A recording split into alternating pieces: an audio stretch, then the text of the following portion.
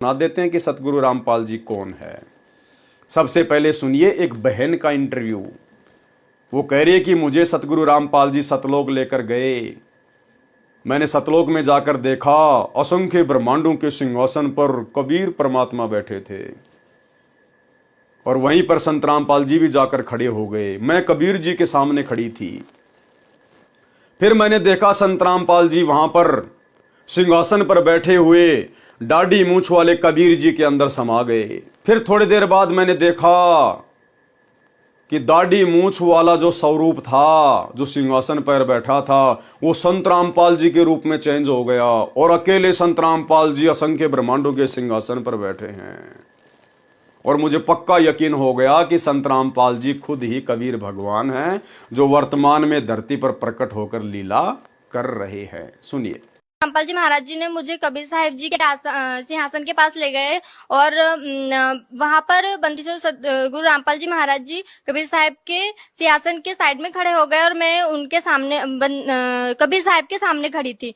तो क्या हुआ, देखते ही देखते क्या हुआ कि बंदीछोड़ सतगुरु रामपाल जी महाराज कबीर साहिब के शरीर में समा गए और फिर अकेले कबीर परमात्मा रह गए। फिर कबीर परमात्मा का शरीर बंदीछोड़ सतगुरु रामपाल जी महाराज जी के रूप में चेंज हो गया। फिर कबीर परमात्मा का शरीर बंदीछोड़ सतगुरु रामपाल जी महाराज जी के रूप में चेंज हो गया। फिर कबीर परमात्मा का शरीर बंदीछोड़ सतगुरु रामपाल जी महाराज जी के रूप में चेंज हो गया। फिर कबीर परमात्मा का शरीर बंदीछोड़ सतगुरु रामपाल जी महाराज जी के रूप में चेंज हो गया। फिर बंदीछोड़ सतगुरु रामपाल जी महाराज जी कबीर साहिब के रूप में चेंज हो गए। फिर तब मुझे वहां पर समझ आया कि जो बंदीछोड़ सतगुरु रामपाल जी महाराज जी हमारे बीच यहाँ धरती पर रह रहे हैं, यही खुद कबीर परमात्मा है और यही भगवान है जिसे मैं बचपन से तलाश रही। इसके अलावा एक भगत भाई का आपको इंटरव्यू सुनाते हैं, जिनको विश्वास नहीं हो पा रहा था क्या संत रामपाल जी ही परमात्मा हैं।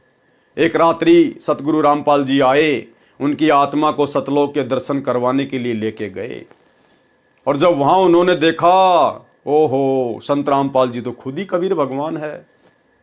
एक रूप में ऊपर सतलोक बैठे हैं, दूसरे रूप में नीचे सतगुरु रूप में लीला कर रहे हैं। भाई का सारा भ्रम निवारण हो गया। सुनिए। उतार है।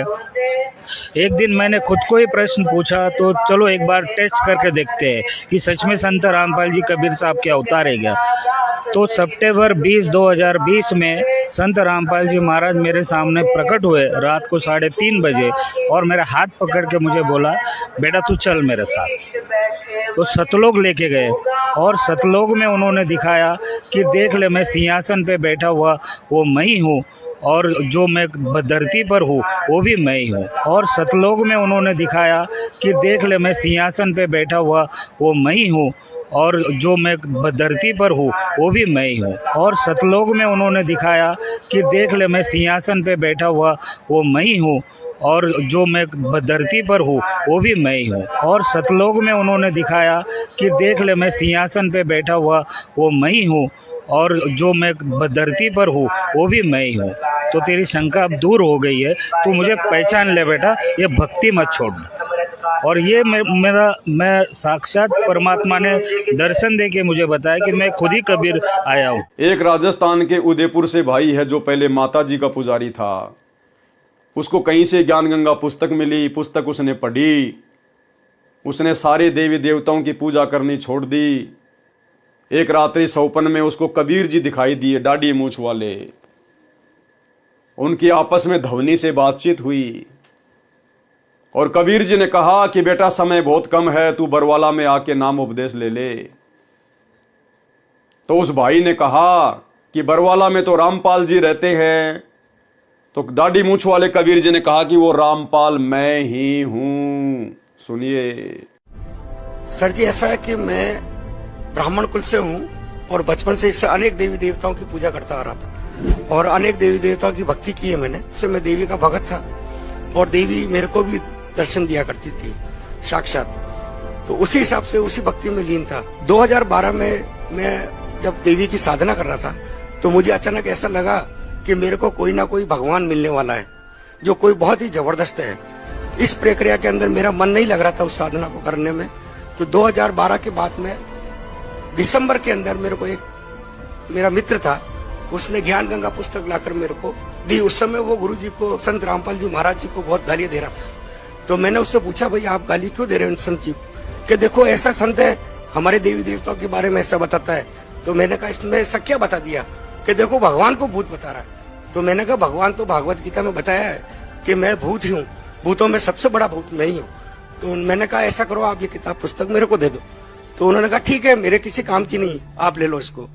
मैं उस पुस्तक को लेकर जब घर पे गया और मैंने उसको ध्यान से पढ़ा, तो उस पुस्तक को पढ़ने के बाद में मेरे एक श्री देवी का फोटो लगा हुआ था।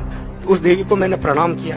मैंने कहा अगर ये कबीर साहब भगवान है और ये संत जो बता रहे हैं वो सही है, तो मुझे इनसे मिलना है। उस दौरान क्या हुआ, मेरे को अनेक देवी देवता नजर आते थे खुले तौर पर। तो मेरे को लगा ये मेरे को रोकना चाहते हैं। तो जैसे ही मैं रात को सोने के लिए गया, तो बिस्तर पे जैसे मैं लेटा, थोड़ी देर बाद में स्वयं कबीर साहब आए लेने के लिए। तो मैंने देखा स्पष्ट रूप से। तो मैंने कहा ये कौन है? तो मैंने उनसे पूछा कि आप कौन है? कि अच्छा बेटा बताओ मैं कौन लग रहा हूँ आपको? मैंने कहा आप कोई भगवान ही लग रहे हैं। अरे मैं भगवान ही तो हूँ। मैंने बहुत ध्यान से देखा कबीर साहब के गोल्डन कलर के हेयर, सुनहरे बाल और रक्त वर्ण का, और वो जीवा से नहीं बोल रहे, ध्वनि से उनसे बात हो रही थी मेरी। तो मैंने उनसे थोड़ा प्रश्न पूछना चाहा। मैंने कहा उन्होंने मेरे को टोपी उतार के मेरे को बताया कि मेरे को ये 2 गुप्त मंत्र हैं, तत् और सत मेरे को दे दो। तो मैंने कहा परमात्मा, ये अगर आप परमात्मा है तो ये मेरे पास नहीं है कि मेरे पास है। आप ऐसा करो बरवाला आ जाना। तो मैंने कहा बरवाला में तो रामपाल जी रहते हैं। तो उन्होंने मेरे को बताया कि मैं ही रामपाल हूँ। तो मैंने कहा बरवाला में तो रामपाल जी रहते हैं। तो उन्होंने मेरे को बताया कि मैं ही रामपाल हूँ। तो मैंने कहा बरवाला में तो रामपाल जी रहते हैं। तो उन्होंने मेरे को बताया कि मैं ही रामपाल हूँ। तो मैंने कहा बरवाला में तो रामपाल जी रहते हैं। तो उन्होंने मेरे को बताया कि मैं ही रामपाल हूँ और आप वहां पर आ जाओ। मैंने कहा ठीक है। जाते जाते उन्होंने मेरे से कहा कि देर मत करना, बहुत तेजी से समय निकल रहा है बेटा, तुरंत चले आओ। एक राजस्थान के चूरू से भगत जी हैं, उनको भी कुछ इसी प्रकार का दर्शन परमात्मा ने करवाया और उनको भी उसके बाद दृढ़ विश्वास हो गया कि संत रामपाल जी खुद ही कबीर जी हैं जो धरती पर गुप्त रूप में लीला कर रहे हैं। सुनिए।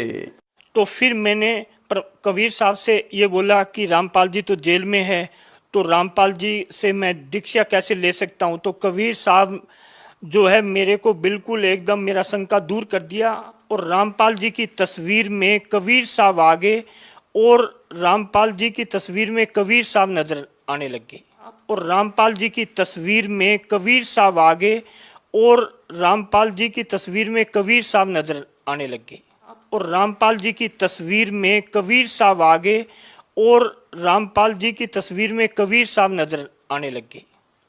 तब फिर मैंने सोचा कि मेरा शंका दूर हो गया कि रामपाल कबीर साहब ही रामपाल जी है। एक भाई ने तो बिल्कुल कलम तोड़ दी। परमात्मा उसकी आत्मा को सतलोक में लेके गए, वहीं से उनको बरवाला दिखाया कि देख मैं वहां रहता हूं बरवाला में। परमात्मा ने उसको नीचे भेज दिया और कहा कि तू बरवाला में आ जाना नाम दीक्षा लेने के लिए। उसके बाद वो बरवाला गया, नाम दीक्षा ली। उसके बाद दर्शन करने के लिए संत रामपाल जी के पास में गया तो उसने देखा कि ये तो वही परमात्मा है जो ऊपर सतलोक में सिंहासन पर बैठे थे। तो उस भगत ने कहा कि गुरुजी आप यहां घूम रहे हो, यहां तो आपको कोई जानता नहीं कि आप कबीर भगवान हो। तो संत रामपाल जी ने कहा कि बेटा मुझे ऐसे कोई नहीं पहचानेगा, लेकिन ज्ञान से पहचानेंगे, ज्ञान से। सुनिए। मैं आ रहा था सोते हुए, तो मालिक ने मेरा शरीर छुड़ा दिया संत रामपाल जी महाराज ने और उसको सतलोक लेके गए। तो सामने देखा कि बहुत बड़ा एक गुमज है जिसमें संत रामपाल जी महाराज मुख बैठे हुए हैं। और मैंने कहा मालिक परमात्मा आप दिखते हो? उन्होंने कहा हाँ मैं दिखाई देता हूँ, छू के देखो। छू के देखा, परमात्मा ने बहुत सारी बातें मुझे बताई, मेरा फ्यूचर दिखाया, मेरा पास्ट दिखाया, बताया कि तुम लोग तुम्हारा भाई तुम्हें समझ आ रहा है, तो मैं समझ में नहीं आ रहा। मैंने कहा परमात्मा संत रामपाल जी महाराज पहले तो आप रुकिए, मैं आपको ये देख लूँ कि मैं अपने भाई को बता दूँ कि वो 10 साल से जिस चीज़ को बताता चला आ रहा है हम उसको जानते हैं, उस परमात्मा को जानते हैं और आप दिखाई देते हो।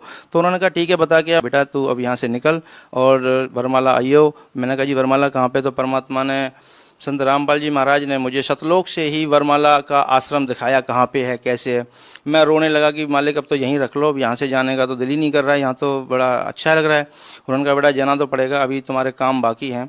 तो फिर मैंने कहा गुरुदेव अगर आप तो सब कुछ कर सकते हैं, आप तो परमात्मा हो संत रामपाल जी महाराज, तो मेरी मोम को क्यों नहीं बचाया। तो उन्होंने बताया कि बेटा तेरी मोम ने ना नामखंड कर दिया था, उसको विश्वास नहीं हुआ, ज्ञान नहीं हुआ, पर तू नीचे जाके ऐसा नहीं करना है, तुझे मैं यहाँ से पक्का करके भेज रहा हूँ, अपने भाई की हेल्प करनी है और इस समाज को, ये एजुकेटेड जो समाज है इसको समझाना है और अपना पूरा जीवन इसलिए लगाना है। तू तो मर चुका था, देख तू शराब पी के यहाँ गिरा था रेलवे स्टेशन पे, मुझे याद आया, हाँ गिरा था, उन्होंने कि यहीं मरना था तुझे, लेकिन मैंने तुझे वापस बुलाया है और तेरे को ये जीवन जो मैं दे रहा हूँ आगे ये भक्ति के लिए दे रहा हूँ, अब इससे भक्ति ही करनी है, कुछ और नहीं करना। मैंने कहा ठीक है जी, लेकिन मैं तो कब आ जाऊंगा जल्दी। वन कहा बेटा मैं नीचे तुम्हारे साथ ही रहता हूँ, मैं पृथ्वी पे बैठा हूँ, तू जाएगा मुझे मिलेगा तो मुझे देखेगा कि तुझे कोई दिक्कत ही नहीं आएगी। मैंने कहा ठीक है जी, अब तो परमात्मा मुझे फिर जाने दो। परमात्मा ने मुझे वापस लाया, मैं अपनी माँ के 12-13 जितने भी करने थे वो किए। जैसे ही माँ के 12 बजे मैं वहाँ से निकल लिया। सतलोक आश्रम वरवाला के लिए जब मैं निकला, वरवाला के रेलवे स्टेशन पर पैर रखा तो लगा कि मैं परमात्मा की संत रामपाल जी महाराज शरण में आ गया। जैसे ही मैं लाइन लगा के गुरुजी के पास पहुंचा तो मेरे से नाम दीक्षा देने से पहले भगत जी ने कहा कि भगत जी ये कुछ नियम है, इनको पढ़ लो। मैंने कहा भगत जी कैसी बातें कर रहे हो आप, संत रामपाल जी महाराज परमात्मा से मिलने के लिए अगर 1,00,000 नियम भी होते तो मुझे मंजूर है, ये तो छोटे मोटे नियम है, शराब छोड़ दो, गुटखा छोड़ दो, मांस छोड़ दो और ये देना लेना छोड़ दो, ये तो सारे नियम समाज को बिगाड़ने वाले हैं। अच्छे नियम जो हैं वो परमात्मा के पास हैं और मुझे संत रामपाल जी महाराज से नाम दीक्षा ही लेने के लिए मैं इतनी दूर से आया हूँ। तो उन्होंने कहा भगत जी अच्छी बात है, तो आप नाम दीक्षा लीजिए। जैसे ही मैंने नाम दीक्षा लिया, थोड़ी देर भंडारा किया, परमात्मा से मिला तो परमात्मा वही परमात्मा जो सतलोक में बैठ के मुझे समझा रहा है, वो परमात्मा वहाँ जमीन पे घूम रहा है। संत रामपाल जी महाराज परमात्मा जमीन पे घूम रहे हैं। मैंने सोचा यहाँ सबको शायद पता नहीं है परमात्मा के बारे में, तो गुरुजी जैसे आए कह रहे हाँ भाई आ गया। मैंने कहा परमात्मा संत रामपाल जी महाराज आप यहाँ घूम रहे हो, यहाँ तो मैं गुरुजी के पास गया कान के पास, तो मैंने कहा यहाँ तो किसी को पता ही नहीं है आप परमात्मा हो। कह रहे बेटा यहाँ तो कोई किसी को नहीं पता, लेकिन ज्ञान के द्वारा यहाँ सबको पता चलेगा बेटा। मैंने सोचा यहाँ सबको शायद पता नहीं है परमात्मा के बारे में, तो गुरुजी जैसे आए कह रहे हाँ भाई आ गया। मैंने कहा परमात्मा संत रामपाल जी महाराज आप यहाँ घूम रहे हो, यहाँ तो मैं गुरुजी के पास गया कान के पास, तो मैंने कहा यहाँ तो किसी को पता ही नहीं है आप परमात्मा हो। कह रहे बेटा यहाँ तो कोई किसी को नहीं पता, लेकिन ज्ञान के द्वारा यहाँ सबको पता चलेगा बेटा। भाई और बहनों, इसके अलावा और भी बहुत सारे इंटरव्यू उपलब्ध हैं, परंतु कहते हैं कि समझदार को तो संकेत ही काफी होता है, बाकी भैंस के आगे कितनी पुंगी बजाओ कोई असर नहीं पड़ेगा। जब धर्मदास जी ने तख्त अर्थात सिंहासन पर बैठे सत्य पुरुष जी को देखा तो वही स्वरूप था जो धरती पर जिंदा बाबा के रूप में था, परंतु यहाँ पर परमेश्वर के एक रोम शरीर के बाल का प्रकाश करोड़ों सूर्य तथा करोड़ों चंद्रमा के प्रकाश से भी कहीं अधिक था। जिंदा रूप में नीचे से गए परमात्मा तख्त पर विराजमान अपने ही दूसरे स्वरूप पर चवर करने लगा। धर्मदास ने सोचा कि जिंदा तो इस परमेश्वर का सेवक होगा, परंतु सूरत मिलती जुलती है।